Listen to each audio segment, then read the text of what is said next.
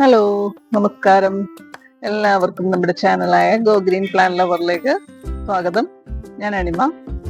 ഇന്നത്തെ നമ്മുടെ വീഡിയോ കുറച്ച് പൂക്കളാണ്. അതുപോലെ ഇപ്പം മഴയല്ലേ, അപ്പോൾ നമ്മൾ എന്താണ് ഒരു കെയറിങ്ങിനായിട്ട് കൊടുക്കണം എന്നുള്ളതാണ് ഇന്നത്തെ വീഡിയോ. ഓക്കെ, അപ്പോൾ നമുക്ക് തുടങ്ങാം. ഇത് ഞാൻ നേരത്തെ കാണിച്ചിട്ടുള്ളതാണ്. ഇതിപ്പോ രണ്ടാമത്തെ പ്രാവശ്യമാണ് ഇത് വിരിയുന്നത്. ഇതിന്റെ പെറ്റൽസിനൊക്കെ കുറച്ച് പ്രശ്നങ്ങളുണ്ട്. നമ്മുടെ മൈക്രോ ന്യൂട്രിയൻസിന്റെ ഒരു ഡെഫിഷ്യൻസിയാണ് ഈ കാണിക്കുന്നത്. അപ്പോൾ ഇനി അത് കൊടുക്കണം. പിന്നെ ഇവിടെ വേറൊരാള് ഇത് തന്നെ ഞാൻ ഗ്രാഫ്റ്റ് ചെയ്തെടുത്തിട്ടുണ്ട്. അതും പൂവിട്ട് നിൽപ്പണ്ടേ. പിന്നെ ഇതിപ്പോ ഈ പ്രാവശ്യം ഈ മഴ വന്നതിന് ശേഷമാണ് ഇയാള് വിരിഞ്ഞേക്കുന്നത്. ഇതിന്റെ തന്നെ വേറൊരു ഡിസൈൻ എൻ്റെ അടുത്തുണ്ട്. അത് നല്ല വലിയ പ്ലാന്റ് ആണ്.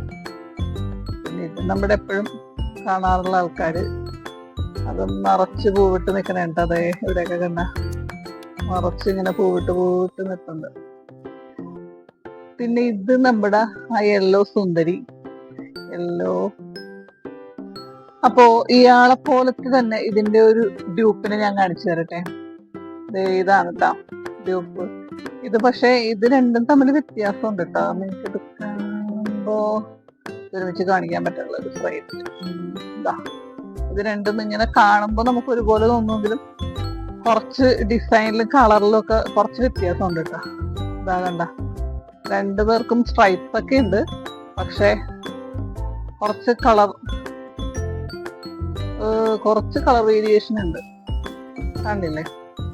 പിന്നെ ഇത് കുറച്ച് ഡാർക്കാണ് ഇതിന്റെ ബഡ് വിരിയാറായത്. ഇതിന്റെ പക്ഷെ കുറച്ച് ലൈറ്റ് ആയിട്ടുള്ള കളറാണ്. എന്താ ഇത് രണ്ടും, അതാണ് ഒരു വ്യത്യാസം.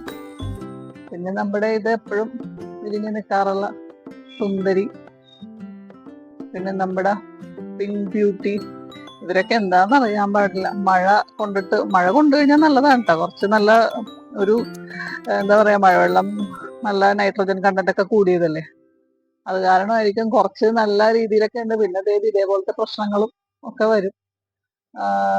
പിന്നെ എന്താ പറയേണ്ടത്, ചെടികൾക്ക് ഇപ്പൊ നല്ലൊരു എനർജി ഒക്കെ കിട്ടിയേക്കണ പോലെയാണ്.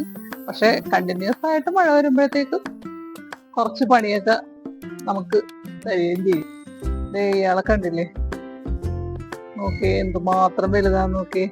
ഒരു പൂവിന്റെ ഒരു സൈസ് കണ്ട, നല്ല വിടർന്ന് നല്ല രീതിയിൽ വിടർന്ന് ഇങ്ങനെയൊക്കെയാണ് ഇരിക്കണത്. ഇപ്പൊ ഈ മഴ കൊണ്ടപ്പോ വേഗം വളർന്നതാണെന്ന് എനിക്കൊരു സംശയമുണ്ട്. പിന്നെ എപ്പോഴും നമ്മൾ വിരിയാറായിട്ടുള്ള ആള് ഇതൊന്നും വിരിയാൻ വരെ മഴ സമ്മതിക്കണില്ലല്ലോ, അപ്പോഴത്തേക്കും കൊഴിഞ്ഞു പോകും. ഇതങ്ങനെ അധികം വിരിയാത്ത ഒരാളാണ്. നല്ലൊരു ഡിസൈനാണ്. പിന്നത്തെ നമ്മുടെ ഈ ഫാത്തുമ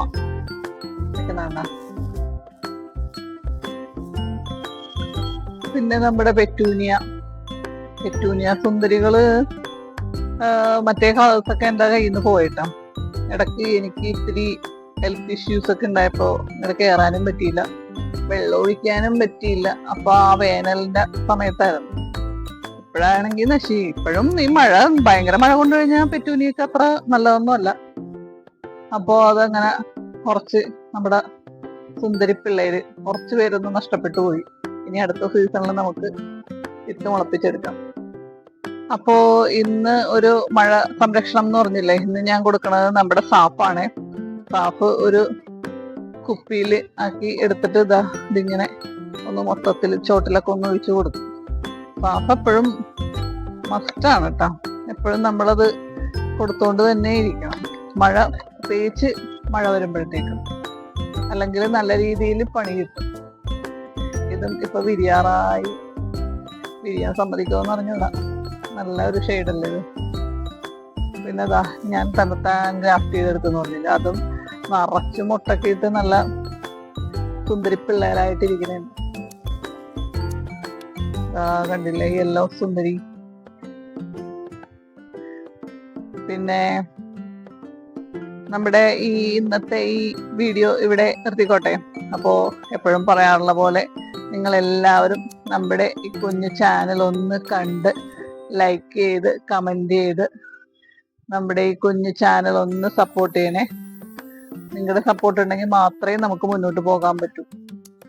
ഓക്കെ, അപ്പോ അടുത്തൊരു വീഡിയോയുമായിട്ട് കാണുന്നത് വരെ താങ്ക് യു ഫോർ വാച്ചിങ്.